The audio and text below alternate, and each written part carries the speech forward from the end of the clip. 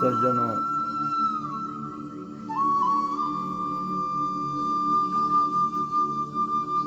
नारायण के अवतरण के तीन मुख्य प्रयोजन बताए गए हैं। परित्राणाय साधूनां विनाशाय च दुष्कृतां धर्म संस्थापनार्थाय संभवामि युगे युगे, ऐसा श्रीमन्नारायण का वचन है। सज्जनों का परित्राण, दुष्कृत दुष्टों का विनाश एवं धर्म की स्थापना। इसके अतिरिक्त एक और विशेष प्रयोजन है, जैसा कि भागवत महापुराण में परम भागवती माता कुंती ने कहा है, तथा हम परमहंसानां मुनीनां ममलात्मनां भक्ति योग विधानार्थम कथम पश्येमहि स्त्रियः। भगवान कृष्ण से माता कुंती ने कहा कि पवित्रात्माओं, परमहंसों के हृदय में भक्ति योग का विस्तार, भक्ति योग का प्रसार करने के लिए आप अवतार ग्रहण करते हैं। तो भक्ति योग का विशेष महत्व है। संपूर्ण धार्मिक ग्रंथों को पढ़ लिया जाए, वेदों का अध्ययन कर लिया जाए, यदि हृदय में भक्ति न आवे, हृदय में भक्ति का उदय न होवे, तो वह सब व्यर्थ ही है। वह तो उसी प्रकार से है जैसे भारहर हो, जैसे कोई गर्दभ हो, सब पढ़ ले और व्यवहार में उसके आचरण में उसका कोई प्रयोग न हो, तो कितना भी कोई उच्च कुल का हो जाए अथवा अपने को श्रेष्ठ बताते हुए दूसरे को निंद बताने की कोशिश करे, कोई कितने भी उच्च पद पर क्यों न बैठ जाए, लेकिन सच पूछिए तो यदि उसके व्यवहार में कोई अंतर नहीं आता है, उसके चरित्र में किसी प्रकार का सुपरिवर्तन नहीं होता है, तो वह तो म्लेच्छ से भी गया गुजरा है, चांडाल उससे श्रेष्ठ है।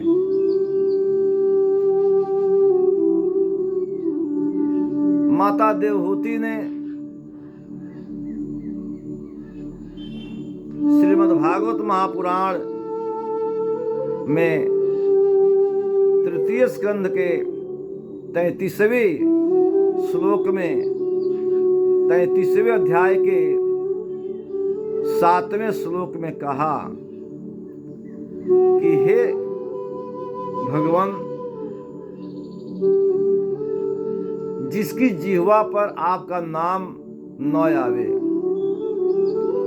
जो आपके नाम गुण का और लीला का उच्चारण न करे, तो वह तो चांडाल से भी गया गुजरा है, अर्थात चांडाल उससे अच्छा है, श्रेष्ठ है, जो भगवान नाम का स्मरण करता हो। परम भागवती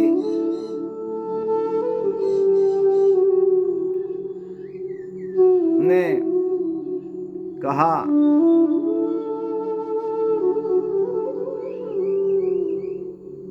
कि अहो बत स्वपचतोपि गरीयान, अहो बत स्वपचतो गरीयान, जजीवाग्रे वर्तते नाम तुभ्यम,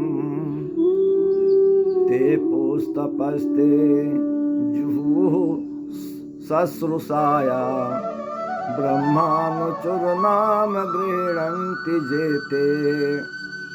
तो यहाँ पर देवहूति, माता देवहूति ने कहा स्वपचतो गरीयान, श्रेष्ठ है, पूज्य है, जिसके जिह्वा पर तुम्हारा नाम आता हो, जो अपनी जिह्वा से आपके नाम का स्मरण करता हो, नाम को कहता हो। जज्जिह्वाग्रे वर्तते नाम तुभ्यम, तो जिसके जिह्वा के अग्रभाग पर था, जिह्वा पर आपका नाम है, वह श्रेष्ठ है। इस तरह की बात शायद अन्यत्र मिलने को, देखने को कम मिले, जिस प्रकार से यहाँ पर कहा गया है। भगवान कपिल देव ने कहा, मैं तो कहीं पर अपने लिए घर नहीं बनाता, हे माँ,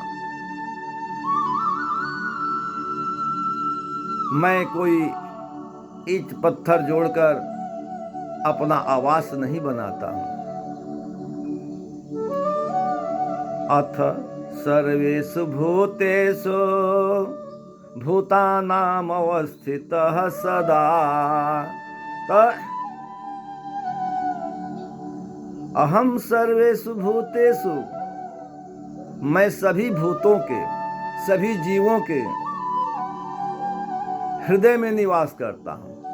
अहम सर्वेषु भूतेषु भूतात्मावस्थितः सदा, तमवज्ञान जो मर्त्यः तमवज्ञाय मामर्त्यः कुरुतेर्चा विडम्बनम।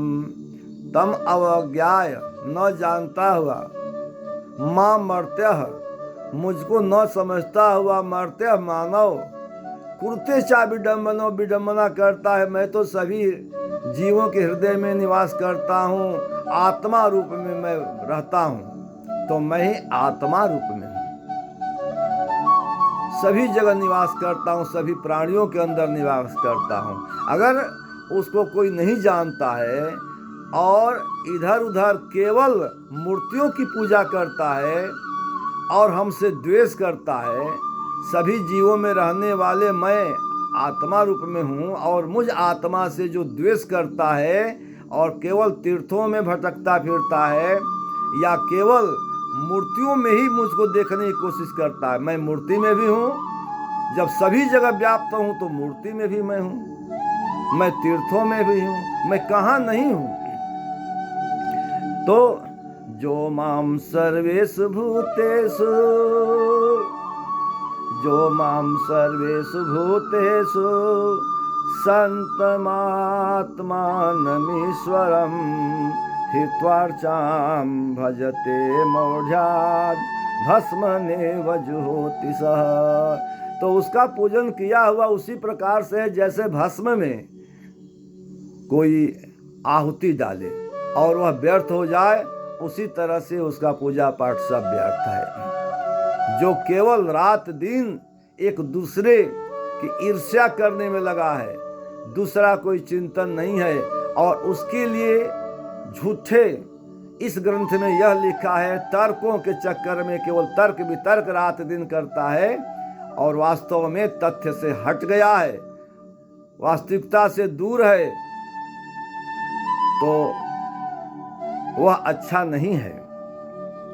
तो दिशतः पर काये माम मानिनो भिन्न दर्शिनः, द्विषतो पर काये माम मानिनो भिन्न दर्शनः, भूतेषु बद्धवैरस्य न मनः शांति मृच्छति। उसका मन कभी शांत नहीं होता, हमेशा अशांत बना रहता है। जो अपने को बहुत बड़ा भक्त समझता है, अपने को गर्व से कहता है मैं संपूर्ण वेदों का अध्ययन किया हूँ, कौन ऐसा है जो मेरे सामने आकर शस्त्रार्थ करे। फलाने को कुछ नहीं आता, फलाने को कोई उसके पास ज्ञान नहीं। इस प्रकार की दूसरे की भर्त्सना करने वाला, दूसरे की ईर्ष्या करने वाला एवं निंद व्यक्ति की चाटकारता करने वाला, तो क्या यह उत्तम है? स्पष्ट कहा गया है कि द्विषतः पर काये माम, दूसरे के शरीर में मैं विद्यमान हूं और उससे, उस आत्मा से कोई द्वेष करे। अच्छा ये बताइए, कोई किसी से द्वेष करता है तो किससे द्वेष करता है? उसके अंदर रहने वाले आत्मा से करता है अथवा उसके शरीर से करता है? अगर शरीर से करता है तो शरीर तो नाशवान है, जड़ है, अचेतन है, तो उस अचेतन जड़ वस्तु से कोई ईर्ष्या डाह करे तो उसका लाभ क्या है? तथा अगर उससे नहीं करता है, आत्मा से करता है, तो उसको आस्तिक कैसे कह सकते हैं? जो सबके हृदय में निवास करने वाला आत्मा है, उसके आत्मा से अगर कोई द्वेष करे तो जैसी आपकी आत्मा वैसी उसकी आत्मा। अज्ञानता रूपी अथवा माया के वशीभूत होने के कारण वह आपको इस तरह से दिखाई देता है। मूलतः आप में और उसमें, दोनों के अंतःकरण में अंतर क्या है? यदि माया को हटा दिया जाए थोड़ी देर के लिए तो मूल तो एक ही है। क्या बंधन और मोक्ष कोई चीज है क्या? बंधन और मोक्ष के विषय में तो भागवत में कहा गया है कि आत्मा में बंधन नहीं है, आत्मा में हेमा बंधन नहीं होता है।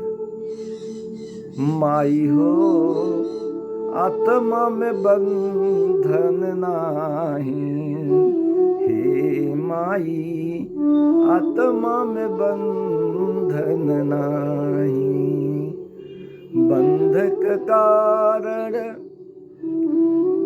तो कहते हैं कि यह आत्मा में बंधन तो है नहीं, आपकी दृष्टि में अंतर है।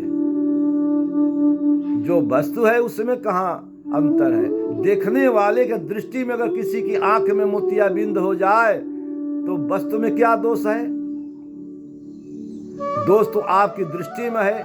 उसी तरह से आप किसको क्या मान रहे हैं? किसी को शत्रु मान रहे हैं, किसी को मित्र मान रहे हैं, किसी को ज्ञानी मान रहे हैं, किसी को अज्ञानी मान रहे हैं, या तरह तरह की बातें किसी को अपमानजनक कह रहे हैं, तो यह आपकी दृष्टि का दोष है, न कि उस वस्तु का दोष है, न कि आत्मा का दोष है। अतः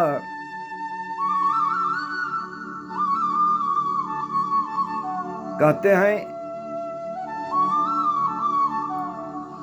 भगवान कपिल मुनि कि आत्मयोग भक्ति योग विधानार्थम, हे भगवान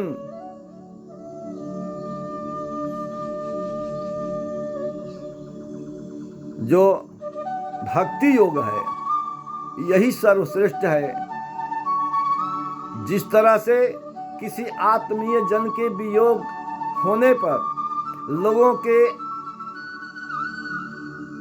नेत्रों से